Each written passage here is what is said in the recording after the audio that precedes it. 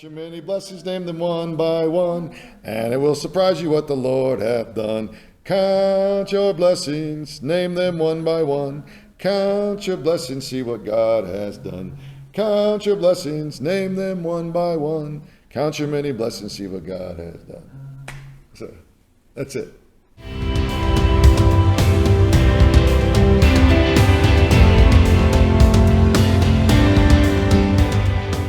Hello, welcome back to Everyday Ordinary Life with Mark. You might notice a smile on my face. We've been trying to test out my singing ability here this morning. It is a wonderful thing to shout to the Lord with joy. And one of the things I want to talk to you today about is, as I told you last week, is this idea of thankfulness again. Last week we talked about the idea that thankfulness is so important for our spiritual, emotional, and physical health. And last week we talked about how to be thankful for God's creation and how we can really use that as a place of worship, or we can use that as a place of verbal expression to God, and we can use that as a place to share that with others in our family or just friends, and getting out and enjoying this. Now, that is one area of thankfulness, but there's a whole lot more. Which brings me to an old song that I grew up singing with the congregation as a child, and some of you have not seen one of these in quite a while. This is a hymn book, the Baptist Hymnal, page 644. Some of you might already know the song I'm talking about if you've been around a bit. But this song is Count Your Blessings. And I just want to read the chorus to you. These words are by Johnson Oatman Jr. It says, count your blessings, name them one by one. Count your blessings, see what God hath done. Count your blessings, name them one by one. Count your many blessings, see what God hath done. If you're confused on hath, that's old for has, by the way. But here we go. Count your blessings, name them one by one. That's my challenge to you this week. That you would actually sit down and count your blessings. What does that look like? Depends on how you like to do things. Maybe it's pen and paper. Maybe it's a pencil. Maybe it's your notes on your phone. Maybe you got a really amazing memory and you can just jot it down in your head, as it were. Maybe it's bringing someone alongside you and speaking it to them.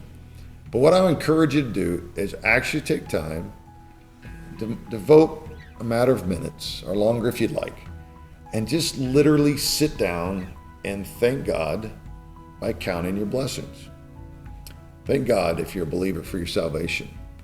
Thank God for your health. Thank God for your spouse. Thank God for your kids. Thank God for your financial blessings. Thank God for your church. Thank God for the freedoms that you have. Thank God for your house. Thank God for the place that you get to go on vacation. Thank God for the ways in which you're able to see the people around you enjoying life. The list can go on and on and on. And I want you to count them. See how high you can get. And I hope this will be a practice that continues to be a part of your life. Maybe not that actually sit down and write, but actually notice day in and day out all the ways that God has been good to you. And thank God for that. Because what it does, as I mentioned last week, is thankfulness really helps the recipient and the giver.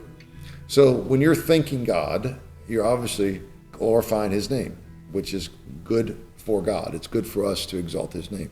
It's also good for us because it reminds us that we are not the ones who actually take care of ourselves. God does that. And without God, but for the grace of God go I, people will say that phrase, meaning that I could be in that situation, that negative situation, if it weren't for God.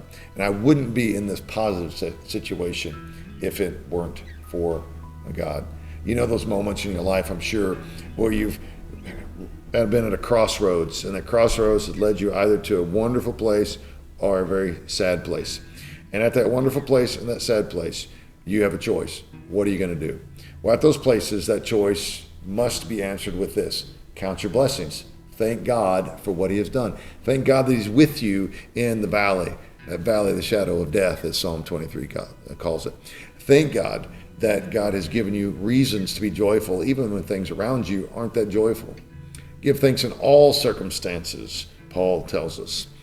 Jesus tells us in the Sermon on the Mount to not worry about tomorrow, for each day has enough trouble of its own, and that we can trust God. That's in the passage talking about do not worry. And why do we need not worry? Because God has all that we need, and God is going to bless us in the way that he chooses to bless us. So learn to be thankful for those things. Learn to actually say out loud, God, thank you. That's really part A. I want to spend a little bit of time on part B now, which is so important. You'll remember the great commandment, and that is to love the Lord your God and love your neighbor as yourself. And your closest neighbor is, if you're married, that's your spouse. Maybe it's a sibling. Maybe it's a best friend for a long time. What you also need to do, in addition to thanking God, is to thank that person in your life. Has it been a while since you said thank you to your wife for things she does for you? Has it been a while that you said thank you for your husband for those tasks that he's achieved on your behalf?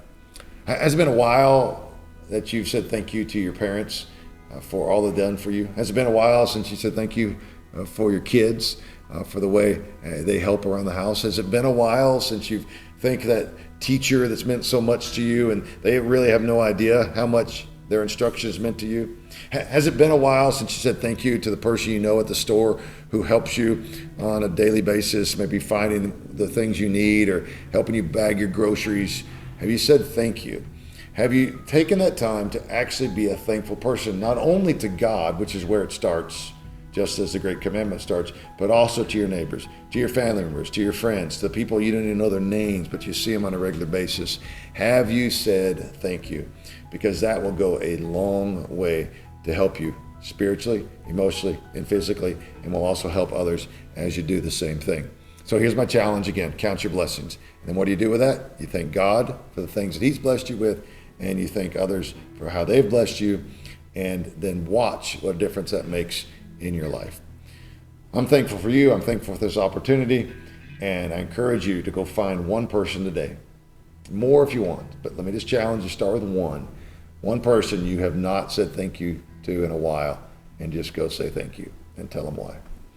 God bless you. Have a wonderful day, and we'll see you next time.